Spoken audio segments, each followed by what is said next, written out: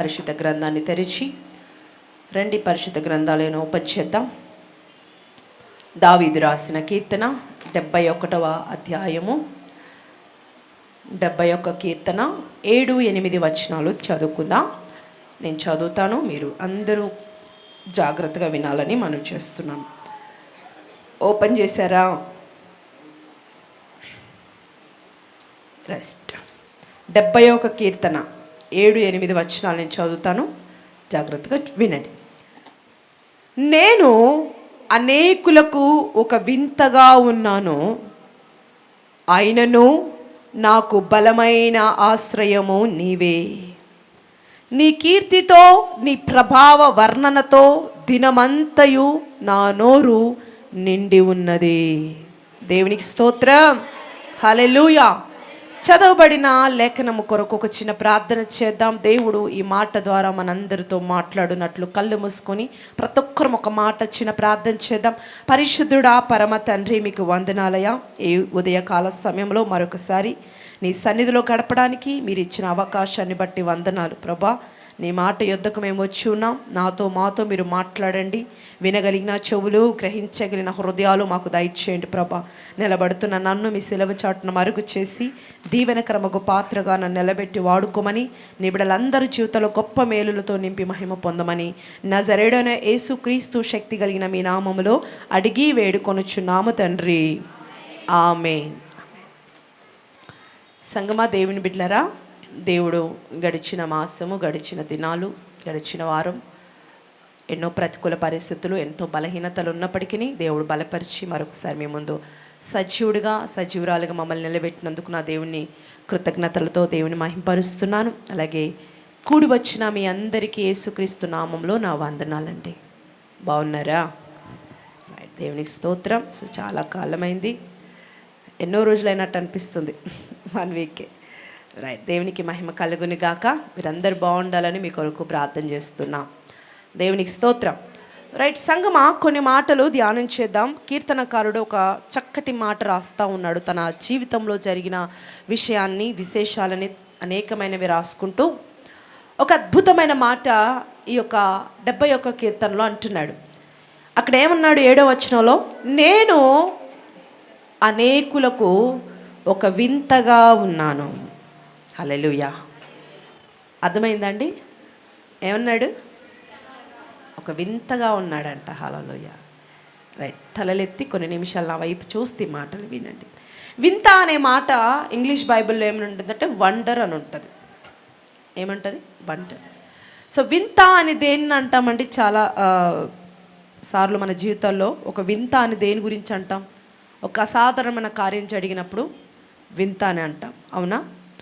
లేకపోతే మీకు అర్థమయ్యే భాషలో చెప్పాలంటే ఏదైనా బిల్డింగ్ కట్టడాన్ని చూసినప్పుడు కొంచెం విచిత్రంగా ఉంటే ఏమంటాం? చాలా వింతగా ఈ బిల్డింగ్ కట్టారు, చాలా వింతగా ఉంది ఈ బిల్డింగ్, లోపల చాలా వింతగా ఉంది అన్నట్లు. సో అసాధారణమైన కార్యము ఏదైనా ఒకటి జరిగినప్పుడు దాన్ని మనము ఏమంటాం? వింత. ఇప్పుడు 7 సంవత్సరాల బాబు మాట్లాడడం పెద్ద వింతేం కాదు, అవునా? 7 రోజుల బాబు మాట్లాడడం ఖచ్చితంగా వింతే. 7 days అని అంటావాడు బుట్టి, అప్పుడే మాట్లాడేస్తున్నాడు. హల్లెలూయా. దావీదు అంటున్నాడు ఇక్కడ, నా బ్రతుకు ప్రజల మధ్యలో ఎలా ఉంది అంటే అనేకులకి ఒక వింతగా ఉంది. దేవుడికి స్తోత్రం. సింహము మనిషిని చీల్చడం పెద్ద వింతేం కాదు. మనిషి సింహాన్ని చీల్చడం ఖచ్చితంగా వింతే. మేక పిల్లని చీల్చినట్లు సింహాన్ని చీల్చేయడం ఒక వింతే. ఒక రాజు కొడుకు రాజు అయ్యాడంటే వింతేం కాదు, అవునా కదా? అదే ఒక సాధారణమైన రైతు కొడుకు, ఒక సాధారణంగా పనిచేస్తున్న ఒక పనివాడి కొడుకు రాజు అయ్యాడంటే ఖచ్చితంగా వింతే. ఇక్కడ దావీదు అంటున్నారు, నేను ప్రజల మధ్య సంచరిస్తుంటే, ప్రజల మధ్య బ్రతుకుతుంటే, అక్కడ నడుస్తూనే వెళుతూ ఉంటే అందరూ నన్ను చూసిన వారు ఎలా చూస్తున్నారు? వింతగా చూస్తున్నారు. ఎందుకు వింతగా చూస్తున్నారు? అసలు వీడి జీవితంలో ఎలా ఈ కార్యం జరిగింది? చిన్నప్పటి నుంచి వీడి స్థితిగతులు మాకు తెలుసు కదా, వీడి నేపథ్యం మాకు తెలుసు కదా, అరణ్యంలోనే బ్రతుకుతున్నాడు కదా, ఇంత ఫాస్ట్గా లేకపోతే ఇంతగా ఇతడు బ్రతుకు ఇంతగా హెచ్చింపడానికి గల కారణం ఏంటని ప్రజలందరట దావీదుని ఒక వింతగా చూస్తున్నారట. హల్లెలూయా. ఒక రెల్లు లాంటి వాడు మహావృక్షంలాగా ఎలా అయ్యాడు అని ప్రజలు నోటి మీద వేలేసుకుంటూ ఉంటే దావీదు అంటున్నాడు, ప్రజలు ఇలా ఎందుకు అనుకుంటున్నారంటే వీరి మధ్య నేను వింతగా ఎందుకున్నానో తెలుసా, ప్రజలు ఎందుకు ఇలాగా నన్ను మాట్లాడుతున్నారో తెలుసా. ఏమంటున్నాడు అక్కడ, యెహోవా నాకు బలమైన ఆశ్రయంగా ఉన్నాడు, అందుకే ప్రజలు నన్ను ఒక వింతగా చూస్తున్నారు అంటున్నాడండి. దేవునికి స్తోత్రం. హల్లెలూయా.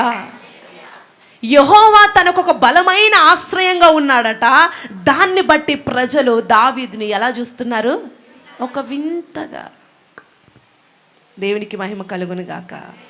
ఈరోజు మీరు విశ్వసించండి సంగమా, దేవుడు ఎలా నిలబెట్టాడో చూడండి. దావీదును ఒక వింతగా తన జీవితంలో ఎలా నిలబెట్టాడో, ఒక విచిత్రంగా దేవుడు ఎలా నిలబెట్టాడో, అలాగే నువ్వుంటున్న చోట, నువ్వుంటున్న కాలనీలో దేవుడు కూడా నిన్ను ఒక వింతగా నిలబెట్టబోతున్నాడు.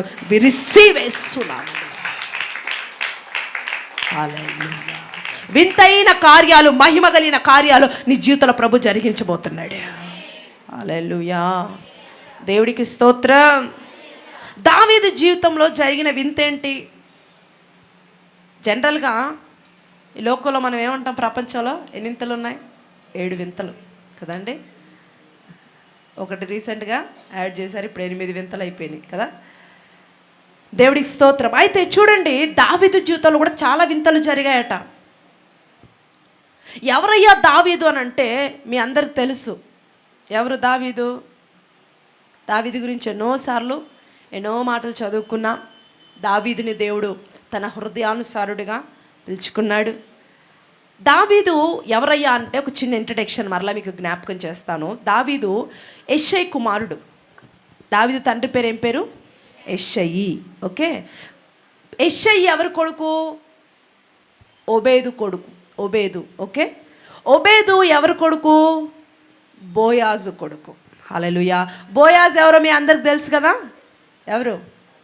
రూతు భర్త. హల్లెలూయా. దేవుడికి స్తోత్రం. అర్థమైంది కదా. ఇప్పుడు ఈ దావీదు బోయాజు మనవడు అవుతాడు. దేవునికి మహిమ కలుగునుగా. అయితే చూడండి, ఇశ్రాయేలు దేశంలో మరి ఒక సభ జరిగేది. సన్హెడ్రన్ సభ అని ఒక సభ ఉండేది. ఆ సభకి 70 మంది పెద్దలు ఉండేవారనమాట. 70 మంది పెద్దలు. అయితే ఆ 70 మంది పెద్దలలో ఈ యెషైని ఒక పెద్దగా ఎంచుకున్నారు. యెషై ఎవరు? ఎవరు ఎవరు దావీదు వాళ్ళ నాన్న. ఈయనని సన్హెడ్రన్ అని ఒక సభకి ఒక పెద్దగా ఎంచుకున్నారు. అయితే దావీదు వాళ్ళ నాన్న పేరు యెషై అని రాశారు, కానీ దావీదు వాళ్ళ అమ్మ పేరు ఎక్కడ రాయలేదు. బట్ చరిత్ర గ్రంథం చెప్తుంది దావీదు వాళ్ళ అమ్మ పేరు నుజాయెత్. ఏమిటంట? నుజాయెత్. యెషై యొక్క భార్య పేరు. అయితే తనకి ఈ యెషై గారికి 7 కొడుకులు, 2 కూతుర్లు ఉన్నారు. ఎంతమంది చెప్పండి? మీ అందరికి చిన్నప్పుడు కథ తెలుసు కదా. ఏంటి? అనగనగా బాగా చెప్తారు, కథలు ఇష్టం మీకు కదా.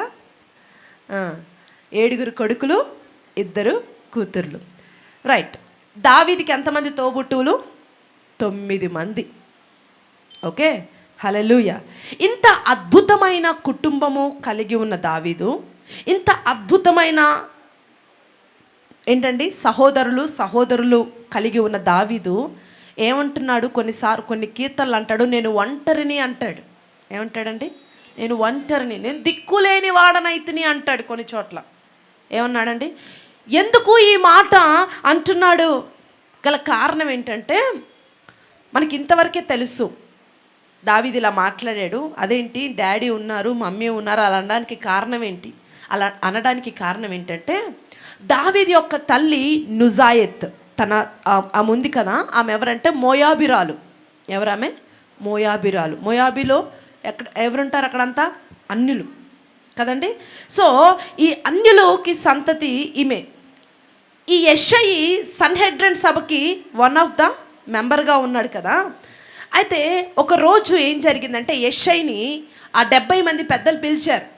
పిలిచి ఏమన్నారంటే, యెషయి, నీ భార్య ఒక అన్యురాలుగా ఉంది కాబట్టి నీవు ఈ సభలో ఒక మెంబర్గా ఉండటానికి మేము అంగీకరించటం లేదు, నువ్వు ఈ సభ నుంచి తొలగిపోవాలి అని చెప్పి యెషయికి మాట చెప్పారు. సరే, యెషయి గారు ఏమనలేక బాధగా ఇంటికి వస్తూ ఉంటే ఈ లోపే ఆ యొక్క యెషయి గారి భార్యకి ఈ న్యూస్ తెలిసింది. ఏమని? కేవలము తన ఒక అన్యురాలైన తనను బట్టి తన భర్త అధికారం నుంచి తొలగింపబడ్డాడు అనే ఒక వార్త విని వెంటనే అంటది, అయ్యా, ఇన్ని రోజులు తను ఇంటికి రాగానే భర్తతో చెప్తా ఉంది, నేను ఇన్ని రోజులు నీ చక్కగా భార్యగా నీ దగ్గర ఉన్నాను, నన్ను బట్టి మీరు ఈ పదవి కోల్పోవడానికి ఇష్టం లేదు, నేను ఎటో కట్టు వెళ్ళిపోతాను అని చెప్పేసి అంటది. ఈ మాట భర్త అంగీకరించక, వద్దు, అలా వెళ్ళిపోతే ఎలా, ఇంతమంది పిల్లలు ఇంతమంది ఉన్నారు, ఈ పదవి ఏమి నాకు ఎక్కువేం కాదు అని చెప్పి అలా ఆమెకి సర్ది చెప్పినప్పటికీ ఆమె ఒప్పుకోకుండా ఉండేసరికి సరే అని చివరిగా యెషయి గారు ఏం చేశారంటే తన భార్యని తన ఇంట్లోనే ఒక పని మనిషిగా చేర్చుకున్నాడు. ఇక దిక్కులేని పరిస్థితుల్లో తన భార్యని తన పని మనిషిగా తన ఇంట్లోనే చేర్చుకున్నాడు. సభలో వన్ ఆఫ్ ద మెంబర్గా కొనసాగుతున్నాడు. కొన్ని రోజులు భార్యాభర్తలు దూరంగానే ఉన్నారు. పరిస్థితులను బట్టి ఈ నుజాయత్ మరలా గర్భం ధరించింది. నెలలు గడుస్తునే కొద్దీ ఆమెకు భయం పుట్టుకుంది. ఈ గర్భం ఎవరి వల్ల అంటే మరలా యెషయి గారు అంటారేమో, ఇప్పుడు నన్ను బట్టి సభ నుంచి నా భర్తను తొలగిస్తారేమో అని చెప్పి భయపడి అరణ్యానికి పారిపోయింది. భర్తకు కూడా చెప్పకుండా ఎక్కడికి వెళ్ళిపోయింది? అరణ్యానికి పారిపోయింది. కేవలం తన భర్త పదవి పోతుందనే ఉద్దేశంతో అరణ్యానికి వెళ్ళిపోయి అక్కడ తన జీవనం కొనసాగిస్తూ అక్కడే మరి దావీదును ప్రసవించింది ఆ అరణ్యంలోనే. దేవుడికి స్తోత్రం. దావీదును ప్రసవించిన తర్వాత మిగతా పిల్లలు తన తల్లిని ఇష్టానుసారంగా మాట్లాడుతూ ఉంటారు. నీవు అక్రమంగా వీడిని కన్నావు అది ఇదని మాట్లాడుతుంటే తండ్రి తట్టుకోలేక, లేదు నాన్న, వీడి పుట్టుకకు నేనే కారణం అని చెప్పి వారిని చెప్పినప్పుడు ఆ పిల్లలు ఏమంటారంటే, సరే వీడి పుట్టుకకు నువ్వే కారణం అంటున్నావు కదా, అయితే మా తల్లి మా ఇంటికి తిరిగి రావచ్చు, కానీ ఈ పుట్టిన వీడు మాత్రము మాతో కలిసి పెరగటానికి, మా ఇంట్లో ఉండటానికి మేము ఒప్పుకోము అని ఈ అన్నదమ్ములందరూ కలిసి డాడీతో అనడాన్ని బట్టి ఆ తండ్రి తల్లి ఏం చేయలేని స్థితిలో వాడిని అరణ్యంలోనే, ఎవరిని? దావీదుని అరణ్యంలోనే ఉంచి ఒక కేర్ టేకర్ నుంచేసి వీళ్ళు మరలా ఊరిలోకి వచ్చేసారు. దేవుడికి స్తోత్రం. అందుకే తన తల్లికి అనేటప్పుడు అంటాడు కీర్తనలో, రహస్యమందు నేను పుట్టినప్పుడు నీ కనులు నన్ను చూసాయి, ఎవ్వరు నన్ను చూడలేదు. 139 కీర్తనలు అంటాడు 15వ వచనంలో, రహస్యమందు నా తల్లి నన్ను కన్నది. నిజమే, ఆ రోజు అరణ్యంలో ఎవరు లేరంట.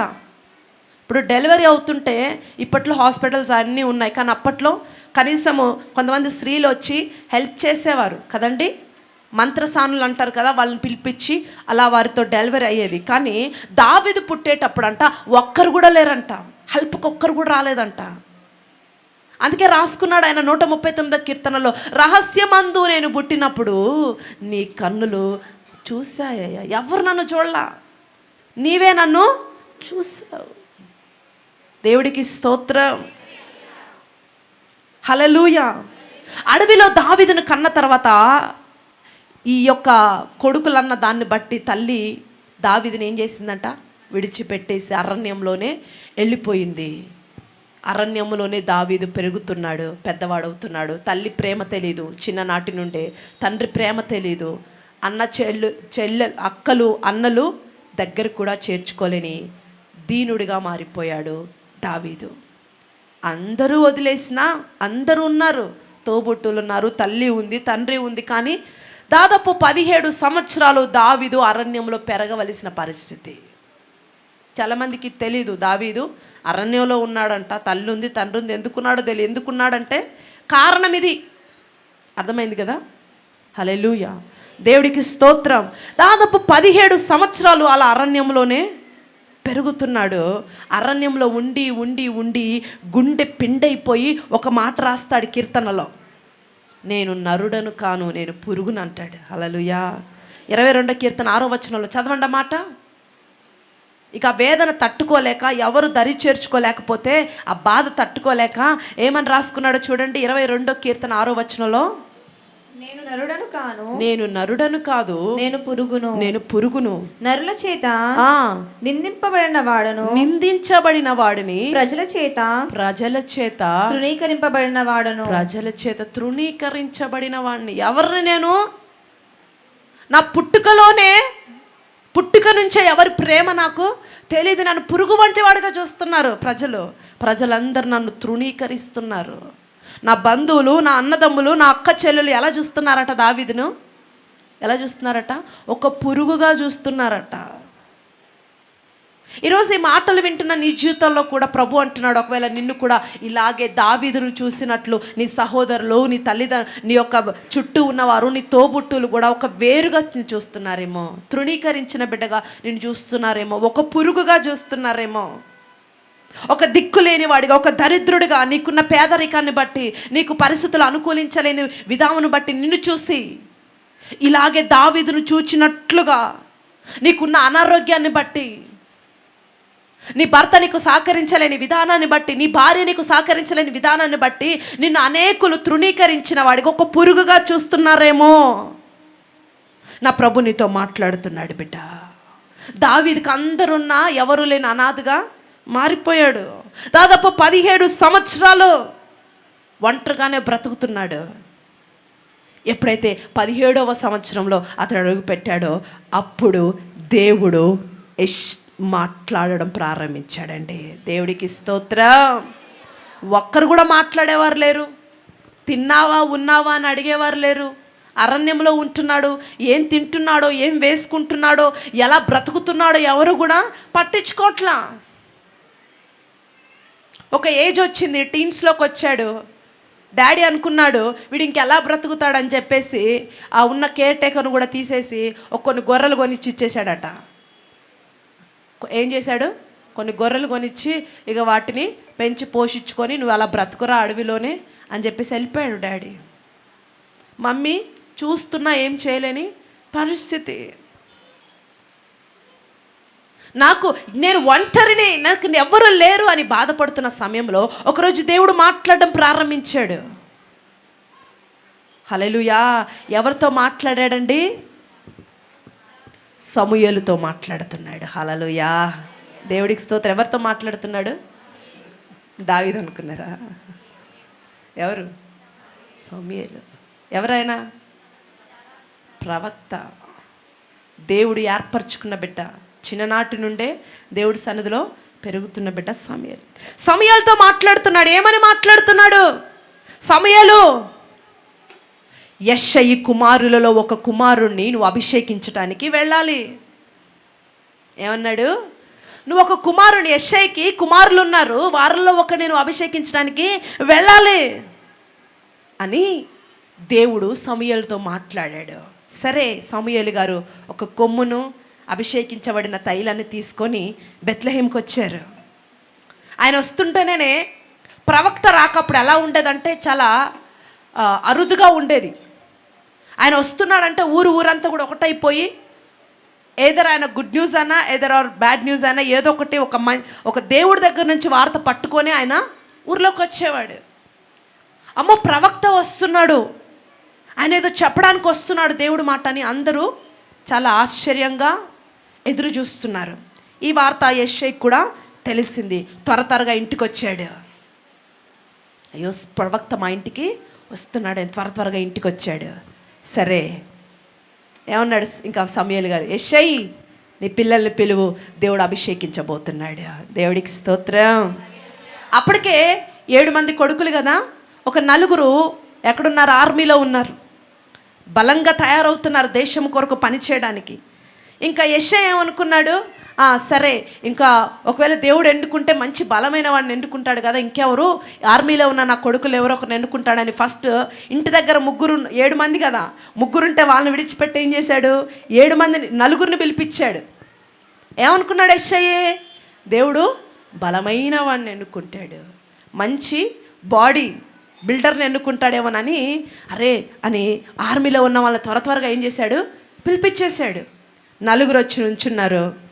దేవుడు కూడా సమూయేలు గారు కూడా అనుకున్నారు, ఓకే వీళ్ళల్లో ఒకరిని దేవుడు ఎన్నుకుంటాడేమోనని చూస్తూ ఉన్నాడు. దూరం నుంచి వాళ్ళు వస్తున్నారు. ఈయన చూస్తూ ఉంటే వాళ్ళ ఇంట్లోకి అడుగు పెట్టారు. వాళ్ళు అడుగు పెట్టిన దాకా మీరు వినేటట్లేరుగా. అయిపోయిందా? రైట్, సమయానికి రావాలా. దేవుడికి స్తోత్రం. సరిగా ఎంత డిస్టర్బ్ అయిపోయిందో. ఎవరు అడుగు పెట్టారు చెప్పండి? అల్లా యెషయా కుమారులా? దేవుడికి స్తోత్రం. యెషయా కుమారులు ఇంట్లో అడుగు పెట్టారు. సమూయేలు గారు కూడా అనుకుంటున్నారు ఇంకా ఎవరినా అని చూసి ఆలోచనలో పడ్డున్నప్పుడు దేవుడు ఆత్మ అంటుంది వీళ్ళు కాదు. సరే అయ్యా వీళ్ళు కాదంట, ఇంకెవరన్నా ఉన్నారా అంటే ఇంకొక 3 ఉన్నారని త్వరగా మళ్ళా వాళ్ళ 3 పిలిచాడు. వాళ్ళు వస్తున్నారు, ఇంట్లోకి అడుగు పెట్టారు. సమూయేలు గారు చూస్తున్నారు, దేవుడు ఆత్మ అంటుంది వీళ్ళు కూడా కాదు. ఇంకెవరన్నా ఉన్నారా అంటే అందరూ వచ్చేసారయ్యా, ఇంకా వీళ్ళే నా కొడుకులు. చూసారండి, తండ్రి దావీదు గురించి చెప్పుకోవడానికి కూడా ఇష్టపడట్లా. సమూయేలు గారు మళ్ళీ అడుగుతున్నారు వీళ్ళేనా, ఇంకెవరైనా ఉన్నారా? ఇదే ఇంతమందేనా నీ కొడుకులు, ఇంకెవరైనా కొడుకున్నారా? ఇక ఏం చేస్తాడు? అంత గట్టిగా అడిగిన తర్వాత కదండి వచ్చింది మామూలు మనిషా? ఎవరు? ప్రవక్త. ప్రవక్త అంటే దేవుడి దగ్గర అన్నీ తెలుసుకొనే వస్తాడు. సో ఉన్నాడయ్యా ఒకడు. హల్లెలూయా. ఏమన్నాడు? ఒకడున్నాడు. ఎక్కడున్నాడు? అడవిలో. సరే ఒకడున్నాడు కానీ పిలిపించంటే వాడు ఉన్నాడు కానీ వాడు తిక్కలోడయ్యా. ఏమంటున్నాడు? తిక్కలోడు. వాడికి మాట సరిగ్గా రాదు, ఎలా ఎవరి దగ్గర మాట్లాడాలో. వీళ్ళలాగా మేధావి కాదు, అంత జ్ఞానవంతుడు, అంత తెలివైనోడు కాదు. డాడీ అనుకుంటున్నారు యెషయా చిన్ననాటి నుండి అరణ్యంలో పెరుగుతున్నాడు కాబట్టి వాడు తిక్కలోడు అయి ఉంటాడు. ఎందుకంటే ఏ రోజు కూడా వాడిని చూడలేదు. వాడు అజ్ఞానం అయి ఉంటాడు, ఎందుకంటే ఏ రోజు మాట్లాడలేదు. అందుకే అంటున్నాడు వాడేం పెద్ద మేధావి కాదు, వీళ్ళలాగా అంత తెలివైన వాళ్ళు కాదు. ఇంకేమన్నాడు తెలుసా? వీళ్ళలాగా పెద్ద 6 ప్యాక్ బాడీ కూడా ఏం లేదు. ఎట్లుంటాడు? పొట్టిగా బక్కగా ఉంటాడు. వీళ్ళేమో ఎలా ఉన్నారు? ఒక్కొక్కరు మామూలు ప్యాక్లు కాదు. ఏ ప్యాక్లు చెప్పండి? 6 ప్యాక్స్ అంట. సో ఇంత మంచి బాడీ బిల్డర్స్ వీళ్ళందరూ ఉన్నారు, వీళ్ళలాగా వాడికి అవన్నీ ఏం లేవు అని అంటే, సరే లేకపోయినా లేరా బాబు ఒకసారి పిలువు. ఎవరన్నారు? సమూయేలు గారు అన్నారు. సరే యెషయా దావీదుకి కబురు పెట్టాడు. హల్లెలూయా. ఏమని? దావీదు మీ నాన్న నిన్ను పిలుస్తున్నాడయ్యా. ఏ రోజు కూడా ఆ మాట 17 సంవత్సరాలు వచ్చినాయి. ఏ రోజు కూడా నాన్న పిలుస్తున్నాడు, అమ్మ పిలుస్తుంది, ఇంటికి రమ్మన్నారని ఒక వార్త ఆయన చెవిలో వినపడలేదండి. సడన్గా ఒక వార్త వినిపిస్తుంది దావీదుకి. ఏమని? దావీదు మీ నాన్న పిలుస్తున్నాడు. 17 సంవత్సరాలుగా ఏనాడు నాన్నను చూడలా. ఆ గొర్రెలు కొనిచ్చేటప్పుడు కూడా ఎవరితో ఒకరితో కొనిచ్చి పంపించాడు. డాడీ రాలా, మమ్మీ రాలా. అలాంటి వ్యక్తి తండ్రి ఆప్యాయత, తల్లి ప్రేమ పొందలేదు. అలాంటి వ్యక్తికి ఒకరోజు ఏం న్యూస్ వినబడుతుంది? మీ నాన్న పిలుస్తున్నాడు. త్వరగా అతని దగ్గరికి వచ్చాడు. నిజంగా మా నాన్న పిలుస్తున్నాడా? నువ్వేదన్నా పొరపాటు పడి చెప్తున్నావేమో, నన్ను ఏడిపించడానికి చెప్తున్నావేమో, నన్ను హేళన చేయడానికి చెప్తున్నావేమో. నిజంగా మా నాన్న పిలుస్తున్నాడా?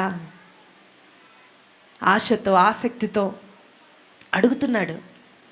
అంటే నిజమేనయ్యా మీ నాన్న పిలుస్తున్నాడు, నువ్వు రమ్మంటున్నాడంటే వెంటనే ఎక్కడి ఎప్పుడు చేతిలో, మనోడి చేతిలో ఏముండేది తెలుసా అండి?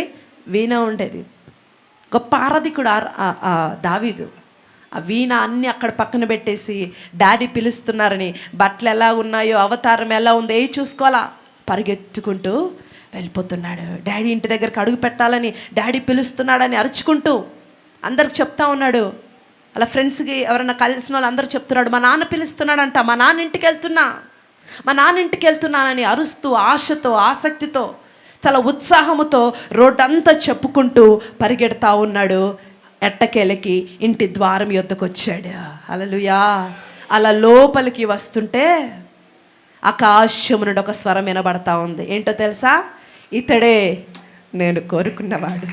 దేవునికి స్తోత్రం. హల్లెలూయా, హల్లెలూయా. ఇతడే నేను కోరుకున్నవాడు, సమూయేలు అభిషేకించు. హల్లెలూయా. వెంటనే కొమ్ము తీశాడు. లోపలికి రాగానే, దావీదు, రానున్న దినాల్లో ఇజ్రాయేల్ ప్రజల్ని ఏలే రాజుగా దేవుడు నిన్ను అభిషేకిస్తున్నాడు. నీవే ఇజ్రాయేల్ ప్రజలకి రాజువు, నీవే. బా, ఎంత గొప్ప దేవుడు అంటే. వాళ్ళ అన్నలు అంటారు, అరే వీడిని మనం తృణీకరించాం కదా, వీడిని ఎలా దేవుడు ఎన్నుకున్నాడు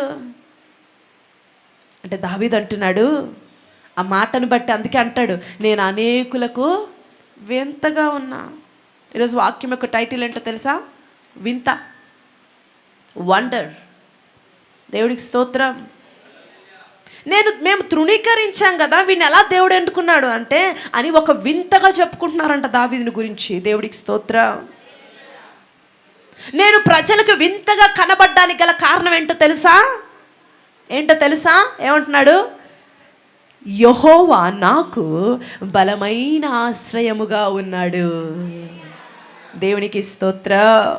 తృణీకరించిన ప్రజల మధ్యలో దావీదును తలకు మూలరాయిగా నిలబెట్టాడండి. దేవుడికి స్తోత్రం. ఈరోజు ఈ మాటలు వింటున్న దేవుని బిడ్డలారా, నేను ప్రకటిస్తున్న దేవుడు, నువ్వు సేవిస్తున్న ప్రభు ఎలాంటి వాడో తెలుసా?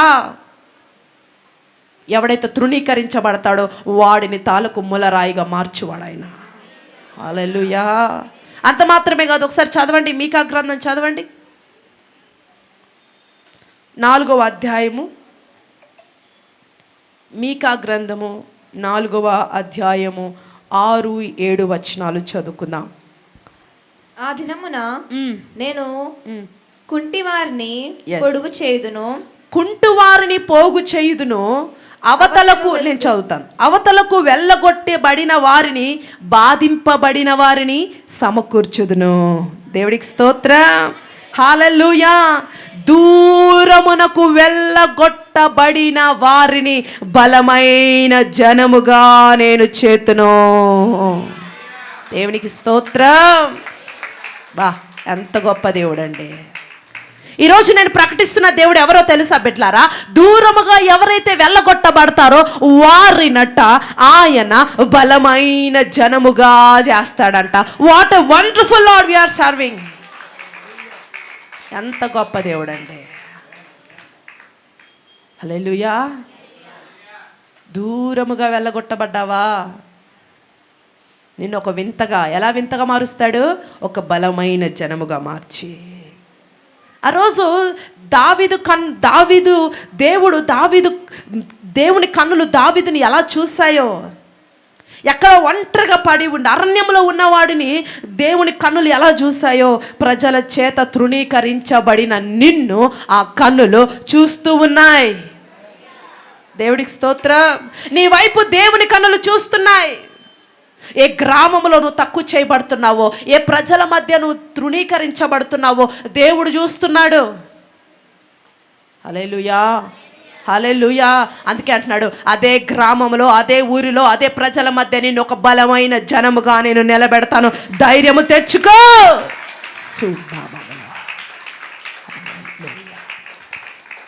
దేవునికి మహిమ కలుగును గాక. నువ్వు దీనస్థితిలో ఉన్నావని నిన్ను వెళ్ళగొడితే దేవుడు ఏం చేశాడంట? దేవుని వింతైన ప్రేమ అతన్ని ప్రేమించి ఉన్నత స్థితిలో నిలబెట్టింది. ఈరోజు అదే ప్రేమ నిన్ను పిలుస్తుంది. హల్లెలూయా. నిన్ను ప్రేమించి దేవుడు ప్రేమ నిన్ను ప్రేమించే ఏమంటుందంటే, వెలివేయబడిన నిన్ను, వెళ్ళగొట్టబడిన నిన్ను నేను ఊరికి అలాగే ఉంచను, అలాగే నిన్ను నీ స్థితిలోనే ఉంచను, నిన్ను ఒక బలమైన వాడిగా, బలమైన సొత్తుగా నేను నిలబెడతాను అంటున్నాడండి. హల్లెలూయా. అందుకే తెగించి నిలబడేవాడు దేవుడికి అవసరం. ఎలాంటి వాడు కావాలా? తెగించి నిలబడు. నీలాంటి వాడిని దేవుడు బలమైన వాడిగా దేవుడు నిలబెడతాడు. దావీదు నిలబడ్డాడు. 17 సంవత్సరాలు ఇంటికి వచ్చే రోజు కొట్లాడలా, మీకున్నట్టు నాకు అధికారం లేదా, మీరున్నట్లు నేను ఉండనా అని చెప్పే రోజు కూడా తల్లిని కానీ తండ్రిని కానీ అడగల. అమ్మా నువ్వు కని నన్ను అక్కడ పడేసావు, ఒంటరిగా నేను ఉంటున్నాను, నన్ను ఎందుకు ఇక్కడ చేర్చుకోవట్లేదు అని తల్లిని అడగలేదు, నాన్నని ఏ రోజు అడగలేదు. ఎక్కడ పెట్టబడ్డాడు, ఎక్కడ వెలివేయబడ్డాడో అక్కడే దేవుడు కొరకు నిలబడ్డాడు. దేవుడికి స్తోత్రం. ఆ అరణ్యంలోనే నిలబడ్డాడు. నా దేవుడు ఒకరోజు నన్ను చూస్తాడు, నన్ను ఒక వింతగా నిలబెడతాడు, నా ఆశ్రయ దుర్గంగా ఆయన నన్ను మారుస్తాడు, అనేకులను నా యొద్దకు చేరుస్తాడని విశ్వాసముతో అడవిలోనే దేవుడి వైపు చూస్తున్నాడు. హల్లెలూయా.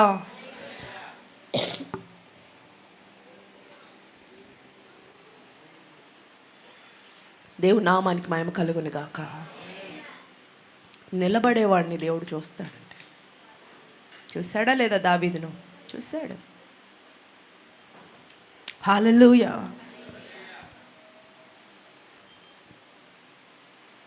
Glory to God. ఆమేన్. ఈరోజు ప్రభు మాట్లాడుతున్నాడు. ఒక వింతగా నేను నిలబెట్టాలంటే నువ్వు సరిగ్గా నిలబడాలా. ఎక్కడ నిలబడాలా? ఎక్కడ నిలబడాలా చెప్పండి? ఎక్కడా? దేవునిలో.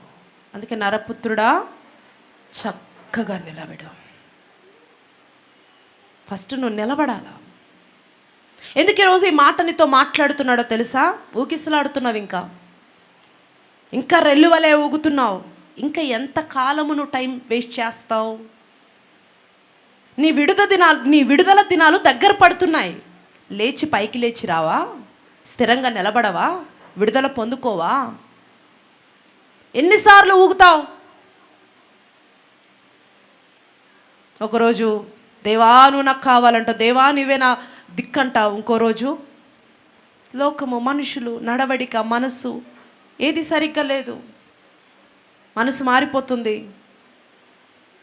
ఆలోచనల వైపు ఎటు ఆలోచనలు వస్తే వెళ్ళిపోతున్నావు. సంగమా నిలబడమని ప్రభు ఈరోజు మన అందరితో మాట్లాడుతున్నాడు. దేవుడికి స్తోత్రం. చాలాసార్లు మమ్మల్ని చాలామంది అడుగుతూ ఉంటారండి ఈ సేవ పరిచర్యను చూసి. అన్న లేదా అక్క ఆ బ్రదర్ దగ్గరికి వచ్చి కానీ నా దగ్గరికి వచ్చి కానీ, రీసెంట్గా నాకు ఒక బ్రదర్ మొన్న అడుగుతున్న మాట ఏంటంటే, రీసెంట్గానే కాదు చాలాసార్లు చాలామంది అడుగుతూ ఉంటారు ఏంటంటే, అక్క మీకు పైనుండి డబ్బులు వస్తాయి కదా నిజం చెప్పు అన్నాడు. ఏమన్నాడు చెప్పండి? మీకు పైనుండి డబ్బులు వస్తాయి కదా నిజం చెప్పు. ఇన్ని సంవత్సరాల నుంచి ఈ హాల్లో నడిపిస్తున్నారంటే మరి సంఘస్థులు కూడా మీరు చెప్తా ఉంటారు అంత సపోర్ట్ కూడా సంఘస్థులు సపోర్ట్ చేయరేమో నాకు అనిపిస్తుంది. అందరూ దీనస్థితిలోనే ఉన్నట్లు నాకు అనిపిస్తుంది. మీకు నాకు తెలిసి పైనుండి వస్తే తప్ప మీరు ఇన్ని సంవత్సరాలు ఇక్కడ మీరు కొనసాగలేరు. నిజం చెప్పక్క, నిజం చెప్పు అన్నాడు నన్ను. సరే ఇంక వీడి ఉత్సాహాన్ని నేను ఎందుకు కాదనాలని నేనేమన్నాను తెలుసా? అవును మాకు పైనుంచి డబ్బులు వస్తున్నాయి. వెంటనే ఎగ్జైట్ అయిపోయి పాయింట్కి వచ్చింది అక్కని. నాకు తెలుసక్క ఏంటంట, అడిగి తెలుసంట. నాకు తెలుసక్క. ఎక్కడి నుంచి వస్తున్నాయి? ఆశ్చర్యం ఇంకా ఎగ్జైట్గా. అమెరికా నుంచా, ఆస్ట్రేలియా నుంచా? ఏమంటున్నాడు? అమెరికా నుంచా, ఆస్ట్రేలియా నుంచా? ఎగ్జైట్తో అడిగేస్తున్నాడు. నేను అన్నాను, అమెరికా నుంచో ఆస్ట్రేలియా నుంచి కాదురా, పరలోకం అనే ఒక దేశం ఉంది, అక్కడి నుండి వస్తున్నాయి. అందుకే దేవుడికి స్తోత్రం. పరలోకము నుండి మాకు డబ్బులు వస్తున్నాయి. అందుకే మా ప్రాంతంలో ఎన్నో సేవ పరిచర్యలున్నా ఈ సేవ పరిచర్యను దేవుడు ఒక వింతగా నిలబెట్టాడు. దేవుడికి స్తోత్రం. హల్లెలూయా.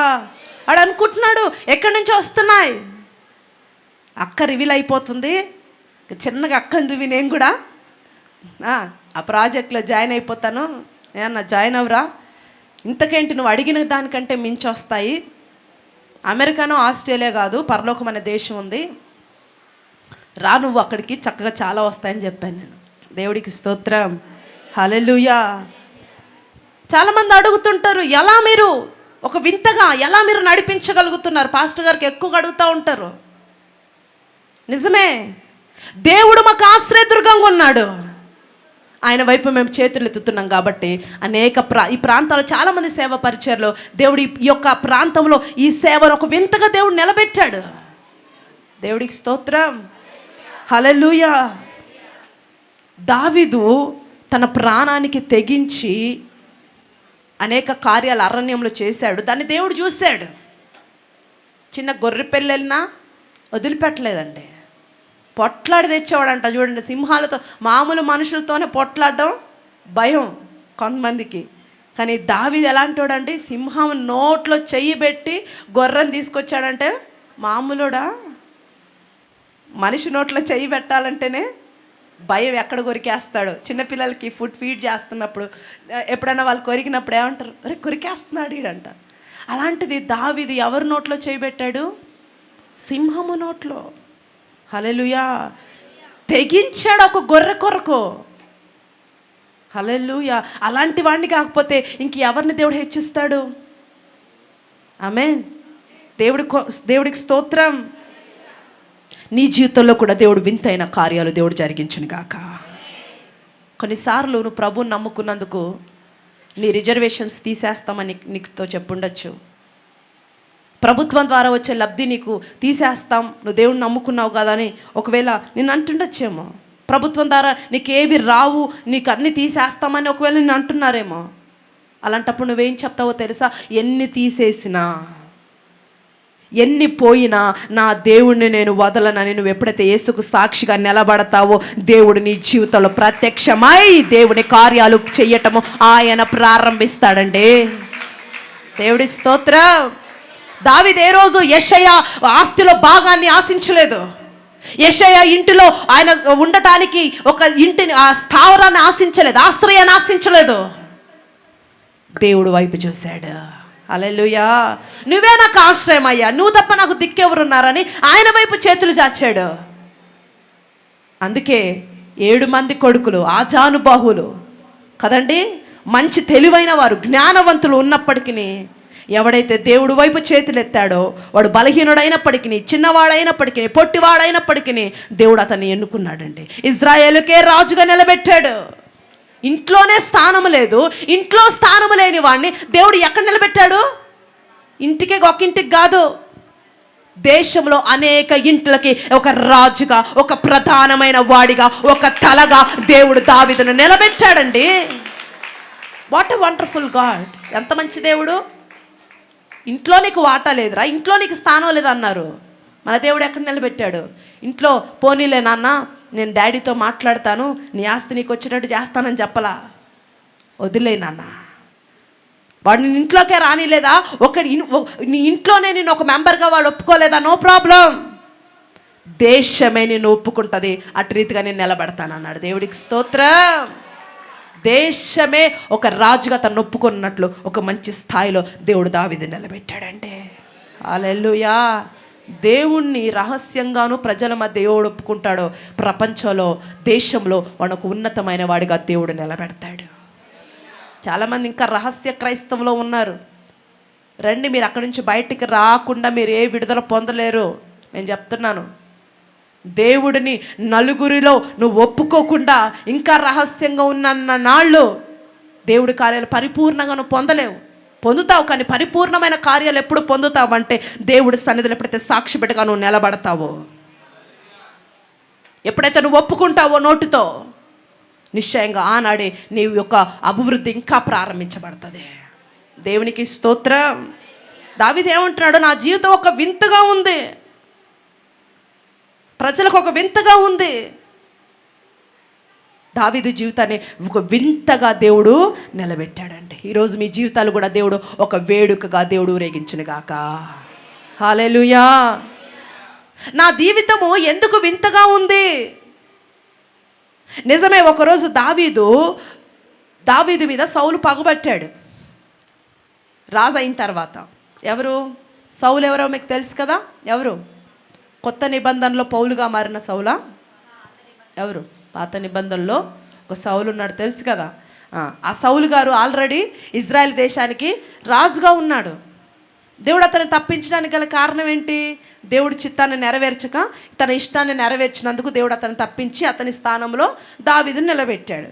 అందుకును ఈ సౌలు ఏం చేశాడు? దావీదు మీద పగబట్టేశాడు. పగబట్టి దాదాపట ఒకసారి కాదు, 2 సార్లు కాదు, 5 సార్లు కాదు, 21 సార్లు హత్యా ప్రయత్నం చేశాడంట. ఎన్నిసార్లు? 21 సార్లు హత్యా ప్రయత్నం, చంపాలని చూశాడు. ఈ 21 సార్లు దావీదుకు తెలియదా అంటే తెలుసు. తెలుసా తెలీదా? సౌలు దావీదును చంపుతున్నాడు, ప్రయత్నం చేస్తున్నాడని దావీదుకు తెలుసు. సింహాన్ని చంపిన దావీదు, ఎలుగుబంటిని చంపిన దావీదు, గొల్యాత్ ఎలాంటాడు? మామూలోడా? మంచి బాడీ బిల్డర్. అలాంటి వాడినే ఒక రాయితో కొట్టి చంపేశాడు. మరి అంతమందిని చంపిన దావీదు సౌలు దగ్గరకు వచ్చేసరికి ఎందుకు చంపగలిగిన అవకాశం ఉన్నా ఎందుకు చంపలేకపోయాడు? ఇంతమందిని చంపిన దావీదుకి సౌలును చంపడం పెద్ద కష్టమా? చాలా ఈజీ. చంపడానికి అవకాశం కూడా ఉంది, ఎందుకంటే ఆయన రాజు పొజిషన్లో ఉన్నాడు. 10 మందిని పంపించి వేసుకొని రండి అంటే సీక్రెట్గా మొత్తం ఉంటారు కదా కొంతమంది, తాళను మొత్తం ప్యాక్ చేసి శుభ్రంగా తీసుకొస్తారు. అవునా కదా? అవకాశం ఉంది. అతను చంపలేదు. గల కారణం ఏంటో తెలుసా? యెహోవా చేత అభిషేకము నొందిన వాణ్ణి నేను ముట్టకూడదు. హల్లెలూయా. వాడు ఎంత దుర్మార్గమైన పని చేస్తున్నా, నన్ను చంపాలని చూస్తున్నా, అతడెవరు? యెహోవా చేత అంతకుముందు అభిషేకించబడిన వాడు కాబట్టి నా దేవుడు చూసుకుంటాడు. హల్లెలూయా. కొంతమంది మీరు అనుకుంటున్నారేమో, లైవ్లో చూస్తున్నా నువ్వైనా, ఈ ప్రాంగణంలో కూర్చున్నా నీవైనా, అభిషక్తుల ద్వారా కొంతమంది ఒకవేళ మీరు బాధపడిన స్థితి మీకుంటే దేవుడికి అప్పగించాయి. నిష్టానుసారంగా అభిషక్తులను మాట్లాడొద్దు, వారి మీద నిందలేయొద్దు, వారి మీద ఇష్టానుసారంగా మాటలను పలకద్దు. దావీదుకి సౌలు గారిని చంపే అవకాశం ఉంది, కానీ చంపలేదు. గల కారణం ఏంటంటే యెహోవా చేత సౌలు అభిషేకించబడిన వ్యక్తిగా ఉన్నాడని. లోపల ఎంత కోపం వస్తున్నా వస్తుందా రాదా? చంపాలని చూస్తున్నాడంటే ఈజీగా వస్తుంది. ఇప్పుడు మనకి వాడు నీ గురించి అలా మాట్లాడినాడు అని జస్ట్ అని తెలిస్తేనే బీపీలు, థర్మామీటర్లు పగిలిపోతాయి కదండి. ఏ మీటర్లు? హైపర్ బీపీలు వచ్చేస్తాయి, కేవలం వాడు ఒక మాట అన్నాడని తెలిసి. అలాంటిది చంపుతున్నాడని తెలిస్తే కోపం రాదా? వస్తుంది. కానీ ఒకే ఒక్క కారణము, యెహోవా చేత అతను అభిషేకం పొందాడని. ఆ ఒక్క కారణాన్ని బట్టి ఎంత కోపం ఉన్న లోపల ఏం చేస్తున్నాడట? సహిస్తున్నాడు. హల్లెలూయా. దేవుడికి స్తోత్రం. మానవ మాత్రులకి ఇది సాధ్యం కాదు. ఎవరికి సాధ్యమో తెలుసా? ఎంత కోపం ఉన్న ఎవరు అణిచిపెట్టుకోగలుగుతారో తెలుసా అండి? ఎవరు అణిచిపెట్టుకోగలుగుతారు? దేవుని దయ పొందినవాడు మాత్రమే ఈ రీతిగా వింతైన రీతిలో దేవుడి కొరకు నిలబడగలుగుతాడు. హల్లెలూయా. ఎంత అవకాశం ఉన్నా, ఎంత కోపం వస్తున్నా దాన్ని అణిచిపెట్టుకొని ఒక వింతైన రీతిలో నిలబడగలుగుతున్నాడు. అలాగే దేవుడికి అప్పగించంటే దేవుని దయను పొంది దేవుడి కొరకు ఒక ప్యాషన్ కలిగిన వాడే అలా నిలబడగలుగుతాడు. దేవుడికి స్తోత్రం. 21 సార్లు చంపాలని చూసిన ఒక్కసారి కూడా మరి సౌలుని ఏమనలేదు, కీడు కూడా చేయలేదట. ఇక్కడ ఎందుకు ఈరోజు ఈ మాట ఇతను జ్ఞాపకం చేస్తున్నాడంటే, నీలో ఉన్న కోపాన్ని నువ్వు చంపుకోగలిగిన వ్యక్తిగాను అంటే, నీకు చాలామంది మీద కోపం ఉండొచ్చు. దావీదుని అడిగితే, అయ్యా నువ్వు ఎలా చంపుకోగలిగావు సౌలు మీద కోపాన్ని? ఎలా నువ్వు చంపుకోగలిగి, ఎలా నువ్వు అణుచుకోగలిగావు? ఎలా అణుచుకోగలిగాడండి దావీదు? దావీదేం మనిషి కదా, దావీదేం పైనుంచి వచ్చిన ఒక అద్భుతం కాదు కదా. నరమాత్రుడిగా ఉన్నాడు. దేవుడికి స్తోత్రం. ఇప్పుడు మీకు అర్థమయ్యే భాషలో చెప్పంటే, నువ్వు మందిరానికి వస్తున్నావు అండి, కింద సెల్లర్లో ఉన్నావు. నువ్వు సెల్లర్లో ఉన్నప్పుడు నీ వెనక ఒకరు రోడ్డు మీద ఉన్నారు. నువ్వు సెల్లర్ ఎక్కి పైకి లిఫ్ట్ ఎక్కి వచ్చేలోపు నీతో పాటు ఫాస్ట్గా తొక్కుకుంటూ జనాల్ని నీతో పాటు లిఫ్ట్లోకి వచ్చాడు. సరే ఎక్కాడు కదా అని నుంచోనే వచ్చావు. 3rd ఫ్లోర్కి వచ్చేసాడు. 3rd or 2nd ఫ్లోర్కి రాగానే నువ్వు ఆల్రెడీ ఎప్పుడో వచ్చున్నావు కదా, నిన్ను కూడా ఫాస్ట్గా నెట్టేసి ఆ లిఫ్ట్ బరాబరా లాగేసి ఆ లిఫ్ట్ కూడా వేయకుండా చెప్పులు అక్కడ ఒకటే ఇక్కడ ఒకటి పడేసి నీ కాళ్ళు దొక్కుకుంటూ లోపలికి వచ్చాడు అనుకో, ఏమంటావు? పర్లేదులేరా, తొక్కితే తొక్కావు, మరొకసారి తొక్కా అంటావా? ఏమంటావు? కళ్ళు డాష్ మీకు బాగా తెలుసు, దెబ్బయా, కళ్ళు కనిపించట్లేదా, ఇంకా చూసుకో మామూలుగా ఉండదు, ఇంకా అలా ఫుల్గా తిట్టేసుకుంటాం, అవునా కదా? కానీ ఇక్కడ దావీదు, నిజంగా దావీదును దేవుడు అంతగా హెచ్చించడానికి, ఊరికనే హెచ్చించడండి ఒక మనిషిని, ఊరికనే అంత అధికారం ఇవ్వడం. అడిగినవన్నీ మనం చాలా కోరుకుంటాం, చాలా అడుగుతాం. అలాంటి ఒక బలహీనుడికి అంత స్థాయి ఊరికనే ఇవ్వలా. ఒక చదువుకోలేదు, ఏది కూడా ట్రైన్ కాలేదు దేని విషయంలో. అలాంటిది కొన్ని దేశం అంటే చాలామంది ఉంటారు, వాళ్ళకి ఊరికనే వాళ్ళని కూర్చొని అలా చూడడం కాదు, వాళ్ళ సమస్యలు వస్తే తీరుస్తుండాలా, ప్రతిదీ యుద్ధాలు వస్తుంటాయి, రకరకాల దేశాల నుంచి ప్రజలు ఎప్పుడు కూడా కాపు చేస్తుంటారు, చాలా ఉంటుంది. ఒక దేశాన్ని కాపాడే ఒక మెయిన్ కీ రోల్ అంటే మామూలుగా ఉండదు. అన్నీ కూడా సమర్థవంతంగా నిర్వర్తించే పోస్ట్లో దావీదుని నిలబెట్టాడంటే ఊరికనే దేవుడు నిలబెట్టలా. ఇంటర్నల్గా తన లైఫ్ స్టైల్ని దేవుడు చూస్తున్నాడు ముందు. దేవుడికి స్తోత్రం. తన జీవితంలో తన బ్రతుకు దినాలు ఎలా బ్రతుకుతున్నాడు, ఎవరిని ఎలా క్షమిస్తున్నాడు, ఎవరిని ఎలా ఏ విషయాలు ఎలా నిలబడుతున్నాడు దేవుడు చూస్తున్నాడు. దేవుడికి స్తోత్రం. జస్ట్ కాలు తొక్కినందుకే విచ్చలవిడిగా తిట్టేసే రోజులు ఇవి, అవునా కదా? అలాంటిది 21 సార్లు చంపే ప్రయత్నం చేసిన, కోపము రగిలే కార్యక్రమాలు చేస్తున్నా, తనలో తను అణుచుకుంటున్నాడే దాన్ని ఏ రోజు కూడా బయటపడలేదంటే. హల్లెలూయా. తన కోపాన్ని అణుచుకుంటూ దేవుడి సన్నిధికి ఒప్పజెప్పి నడుచుకునేవాడే నిజమైన వీరుడు, వీరురాలు. దేవుడికి స్తోత్రం. హల్లెలూయా. ఇది మానవ మాత్రులుగా బ్రతుకుతున్న వారికి సాధ్యం కాదు. ఎవరికి సాధ్యం అవుతుంది? ఇప్పుడు శత్రువు ఎంత కీడు చేసినా, విరోధి ఎంత అపకారం చేసినా, కీడుకు ప్రతి కీడు చేయకుండా, హింసకు ప్రతి హింస చేయకుండా ఒక వింతైన అనుభవం పొందినవాడు మాత్రమే ఈ రీతిగా నిలబడగలుగుతాడు. దేవుడికి స్తోత్రం. ఇలాంటి వింతైన అనుభవాన్ని దేవుడు ఈరోజు మనందరికీ దేవుడు దయచేయును గాక. దేవుడికి స్తోత్రం. హల్లెలూయా. సంగమా, దేవుని బిడ్డలారా, ఆ వింతైన అనుభవము నువ్వు పొందుకున్న బిడ్డగా ఈరోజు ఉండాలి.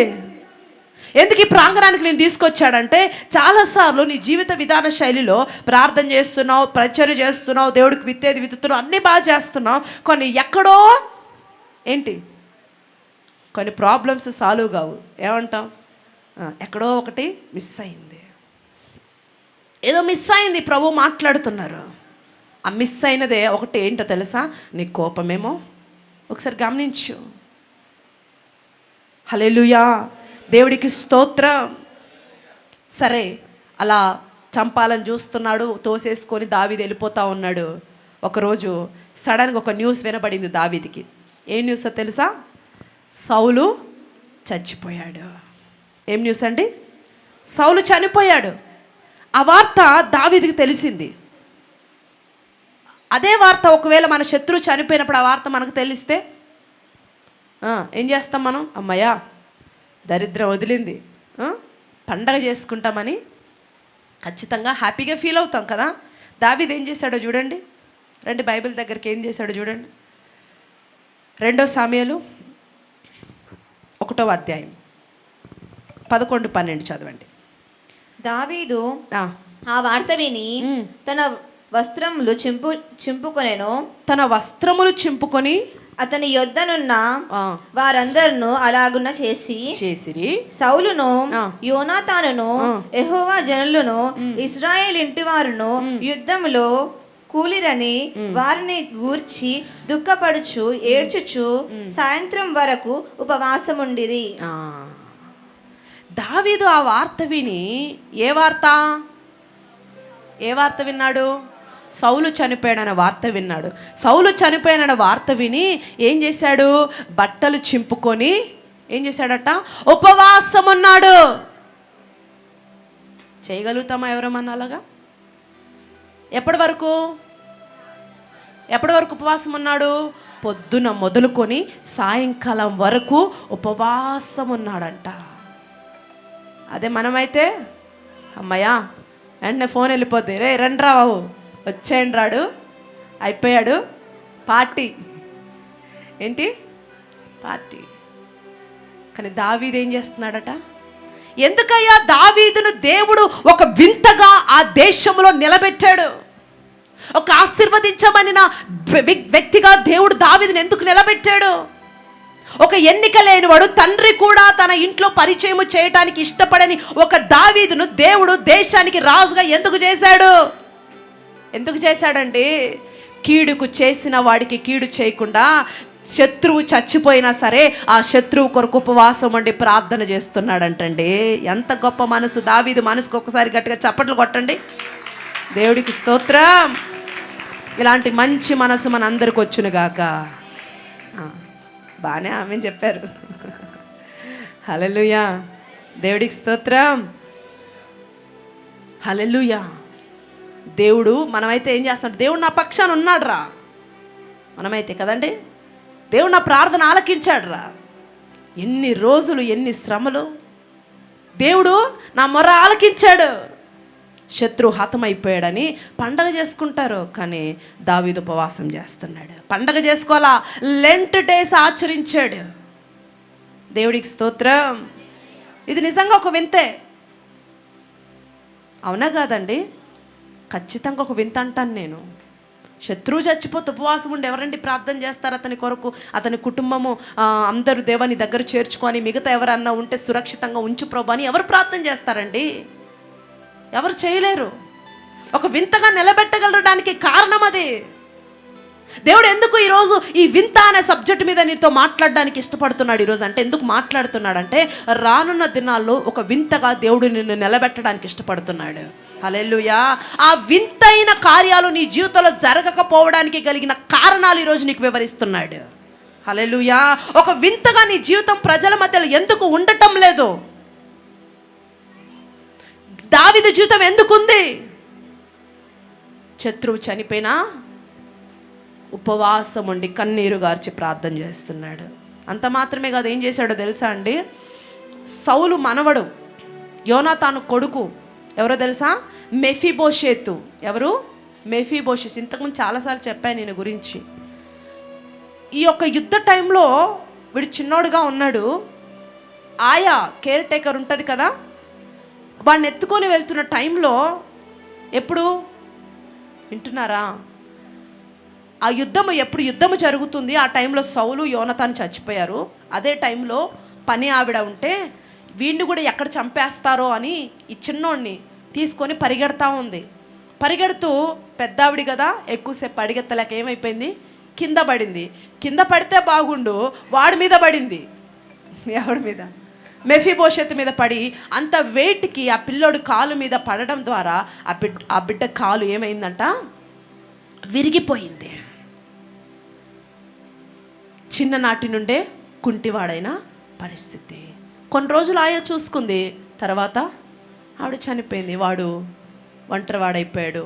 ఎక్కడో ఎవరో దగ్గర మాకీరు ఇంట, ఎక్కడో ఒక అడుక్కొనే స్థాయి, ఇంకా దీనమైన స్థాయి. ఇంకా తెలుసు కదండి, ఎవరు లేకపోతే ఒక కాలు చేతి లేని పిల్లవాడి ఒక వ్యక్తి పరిస్థితి ఎలా ఉంటుంది మీ అందరికి బాగా తెలుసు. ఎక్కడో ఉన్నాడు. ఈ దావీదు ఏం చేశాడో తెలుసా అండి? ఇంకా యోనతాను సౌలు చచ్చిపోయిన తర్వాత వీరి కుటుంబంలో ఇంకెవరైనా బ్రతుకున్నారా అని ఎంక్వైరీ చేయడం ప్రారంభించాడు. ఎందుకు? వాళ్ళని కూడా చంపించడానికి కాదు, ఎవరైనా ఉంటే వారిని సురక్షితంగా నా ఇంట్లో నా దగ్గర పోషిస్తాను వారిని అని సెర్చ్ చేయిస్తే కొన్ని రోజులకి ఈ మెఫీబోషెతు గురించి తెలిసింది.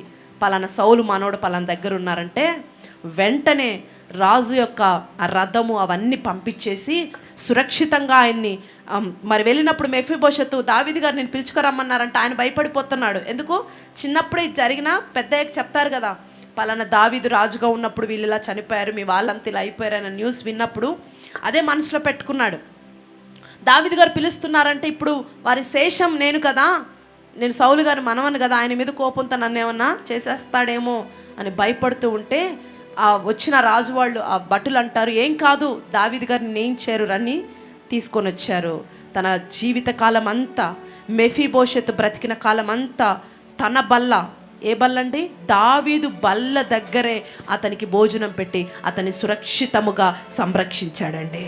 దేవుడికి స్తోత్రం, హల్లెలూయా. అయ్యా, వీళ్ళ తాతయ్య కదా నేను చంపాలని చూసింది, ఈ శత్రువు సంతతిని నువ్వు ఎలా ప్రేమించగలుగుతున్నావు, ఎలా ప్రేమించగలుగుతున్నావు అంటే ఏమంటున్నాడు తెలుసా, నా దేవుడు నన్ను అనేకుల మధ్య ఒక వింతగా నిలబెట్టాడు. హల్లెలూయా. నువ్వు ఒక వింతగా ఉండాలి. అందరినీ సమాధానంగా ఉన్నవారు నువ్వు ప్రేమించే బిడ్డగా కాదు, శత్రువును కూడా నువ్వు ప్రేమించే బిడ్డగా ఉండాలి. దేవుడికి స్తోత్రం. నా బ్రతికే ప్రజలకు ఒక వింత. ఈ ఓర్చుకునే గుణము, ఈ సహించే గుణము నేను పొందింది కాదు, ఎవరిచ్చారు? ఇది దేవుని కృప ద్వారా శ్రేష్టమైన గుణము దేవుడు నాకు అనుగ్రహించాడు. హల్లెలూయా. ఇలాంటి మంచి గుణము దేవుడు మనందరికి ఇచ్చునుగాక. దేవుడికి స్తోత్రం. శత్రువుకు ప్రేమను పంచాడు. ఎవరికి పంచాడండి? శత్రువుకు. ఒక ఉన్నతమైన వ్యక్తిత్వం కలిగిన వాడిగా దావీదు ఉన్నాడు. ఏ వ్యక్తిత్వము? ఉన్నతమైన వ్యక్తిత్వము. దేవునికి స్తోత్రం. ఈరోజు దేవుడు నీ జీవితంలో కూడా చాలా కార్యాలు చేశాడు. చేశాడా లేదా? గొప్ప మేలులు చేశాడు. చేశాడా లేదా? హల్లెలూయా. మేలులు పొందావు. ఎందుకో ఒక విషయం కొరకు ప్రార్థన చేస్తున్నావు. ఇన్ని పొందినా ఇంకా ఏదో తక్కువ ఉంది నీ జీవితంలో. ఉందా? ఒక కార్యం ఆగిపోయింది, ఒక ప్రార్థనకి జవాబు రాలేదు, ఒకటెక్కడో మిస్ అయింది. హల్లెలూయా. జవాబు రాలా. అవునా కదా? నేను రీసెంట్గా ఒక సాక్ష్యం విన్నాను. పిడి సుందర్రావు గారు ఎంతమందికి తెలుసు? జయశాలి, బలంగా వాడబడిన వ్యక్తి. మీకు తెలియదేమో. ఓకే. సో బాగా వాడబడుతున్న దైవజనులు. వాళ్ళ అల్లుడు చనిపోయారండి. ఒక 1 year క్రితం చనిపోయారు. రీసెంట్గా తను సాక్ష్యం చెప్తూ, చాలామంది ఆ టైంలో, చనిపోయిన టైంలో ఏం చేస్తారు? ఏం చేస్తాం? కన్నీరు. చాలా మంచి వ్యక్తి. జాన్సన్ గారని చాలా మంచి పాటలు రాసిన వ్యక్తి ఆయన. ఒక పాట మీకు చెప్పాలంటే, నీకిష్టమైనది కావాలి దేవుడికి, బలి అర్పణ కోరలేదు అనే పాట మీకు ఎంతమంది తెలుసో లేదో. ఆ పాట కూడా రాసి ఎన్నో ప్రపంచ క్రైస్తవ ప్రపంచానికి ఎన్నో మంచి మంచి పాటలు అందించిన వ్యక్తి చనిపోయారు. చనిపోయినప్పుడు పిడి సుందర్రావు గారు చెప్తున్న సాక్ష్యము నేను విన్నప్పుడు నిజంగా ఇలాంటి వారు కూడా ఉంటారా అనిపించింది. ఏం చెప్తున్నాడంటే, మీరు ఎవరు ఏడవద్దు, మీరు ఎవరు బాధపడద్దు. ఎందుకు? ఆ వ్యక్తి నెమ్మది పొందే స్థలానికి నెమ్మది పొందటానికి వెళ్ళాడు. దేవుడికి స్తోత్రం. ముందే ఇన్విటేషన్ వచ్చింది ఆయనకి. అరే మాకెందుకు రాలేదని మేము బాధపడుతున్నాం తప్ప, అతడు వెళ్ళినందుకు మేము సంతోషంగానే. దేవుడు అతనికి ఇన్విటేషన్ ఇచ్చాడు. మీరు ఎవరు దాన్ని బట్టి బాధపడకండి. హల్లెలూయా. దేవుడికి స్తోత్రం. మేము హ్యాపీగా ఉన్నాం, మీరెవరు కూడా బాధపడకండి అంటున్నాడంటే. దేవుడికి స్తోత్రం. ఎవరు చెప్పగలరండి ఈ మాట నిజంగా కదా? హల్లెలూయా. ఎవరు చెప్పగలరో తెలుసా?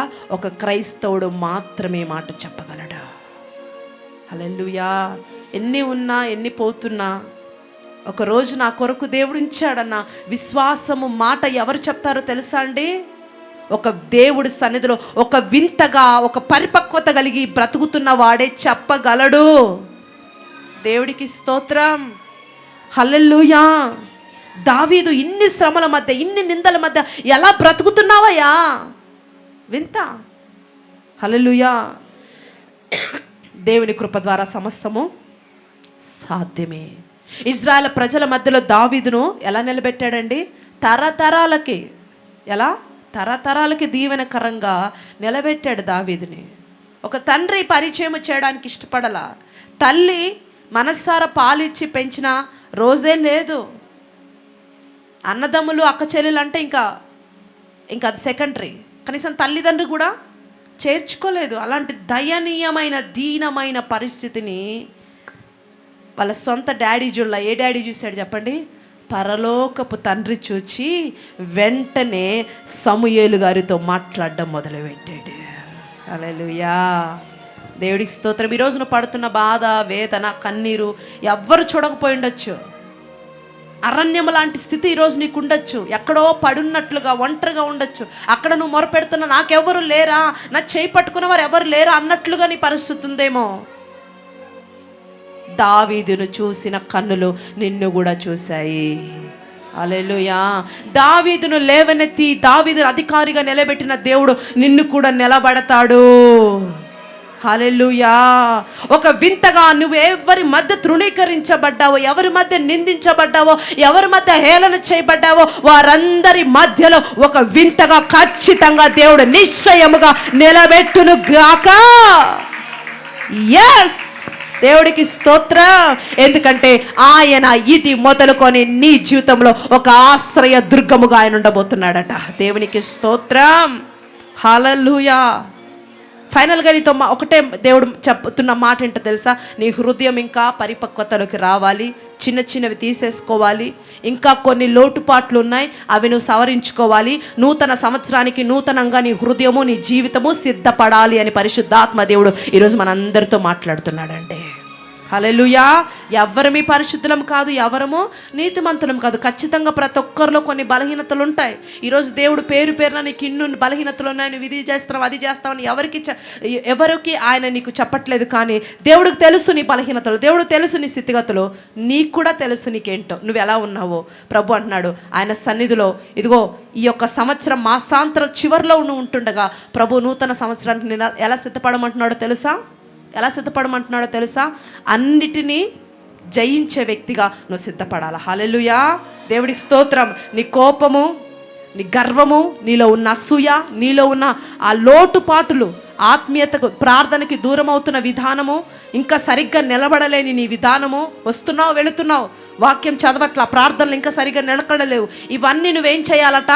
సెట్ అవ్వాలి, సిద్ధపడాలి. ఎందుకంటే దేవుడు రేపు రానున్న దినాల్లో నిన్ను ఈ ప్రపంచానికి, నువ్వు ఉంటున్న ప్రాంతానికి, నువ్వు ఉంటున్న కాలనీకి ఒక వింతగా, ఒక అద్భుతముగా నేను నిలబెట్టడానికి పరిశుద్ధాత్మ దేవుడు సిద్ధమై ఉన్నాడు. ఆయన నీకు ఆశ్రయ దుర్గముగా నీ పక్షమున నేనుంటాను బిడ్డ, నీ అవకతవకలు సవరించుకోమని ఈరోజు నిన్ను నిలబడమని ఈరోజు దేవుడు నీతో మాట్లాడుతున్నాడు. దేవుడికి స్తోత్రం. సరిగ్గా నిలబడు, దేవుళ్ళో నిశ్చయముగా నిలబడు, ఘనమైన కార్యాలు నువ్వు అనుభవించబోతున్నావు. దావీదు జీవితంలో చేసిన వింతైన కార్యాలు నీ జీవితంలో కూడా నా ప్రభు జరిగించునుగాక, జరిగించునుగాక. దేవుడు మిమ్మల్ని, మీ కుటుంబాలను వింతైన రీతిలో ఆశీర్వదించునుగాక. మీ సేవ పరిచర్యలు, మీ ఉద్యోగాలు, మీ వ్యాపారాలు, మీ పిల్లల భవిష్యత్తులో వింతైన రీతిలో దేవుడు ఆశీర్వదించునుగాక. మీరు బ్రతుకుతున్న చోట నా దేవుడు మిమ్మల్ని ఒక వింతగా నిలబెట్టును గాక. ఎస్, లేచి నిలబడి ఆశ్రయ దుర్గమైన యేసయ్యకి ఒక్కసారి నీ జీవితంలో ఉన్న అవకతవకతులు చెబుతూ అయ్యా నన్ను క్షమించమని దేవుడిని ఒక్క మాట అడుగు. దేవుడు ఈరోజు నీ జీవితంలో గొప్ప కార్యాన్ని ప్రారంభించి నేను పంపించబోతున్నాడు. అందరము లేచి నిలబడి థ్యాంక్ యూ జీసస్. అరణ్యములో ఉన్నవాడిని దేవుడి కన్నులు చూసినట్లుగా, వెలివేయబడిన వాడిని దేవుడి కన్నులు చూసినట్లుగా, తృణీకరించబడిన వాడిని దేవుడి కన్నులు చూసినట్లుగా ఆయన కన్నులు నిన్ను చూశాయి. అందుకే ఈరోజు మాట్లాడుతున్నాడు బిడ్డ. తండ్రి, మా అందరితోనూ మాట్లాడినందుకు వందనాలు. నీ బిడ్డల్ని వింతైన రీతిలో ఆశీర్వదించబోతున్నందుకు వందనాలు. వారుంటున్న ప్రాంతంలో, వారుంటున్న ప్రాంగణంలో ఒక వింతైన రీతిలో వారిని ఆశీర్వదించబోతున్నందుకు కృతజ్ఞతలు. దేవా, ఎక్కడైనా నువ్వు గడిచిన నెలల్లో నీ సన్నిధిలో సరిగ్గా గడపలేని బిడ్డగా నేనుంటే క్షమించండి. నా లోటుపాట్లను బట్టి క్షమించండి. నా హృదయ ఆలోచన, నా హృదయ తలంపులను బట్టి నేను ఇంకా సరిగ్గా నిలబడలేనిపోతున్నానయ్యా, నన్ను క్షమించండి. నీలో ఇంకా సరిగ్గా నిలబడినట్లుగా గొప్ప మహాద్వారాలు తెరవబడును గాక.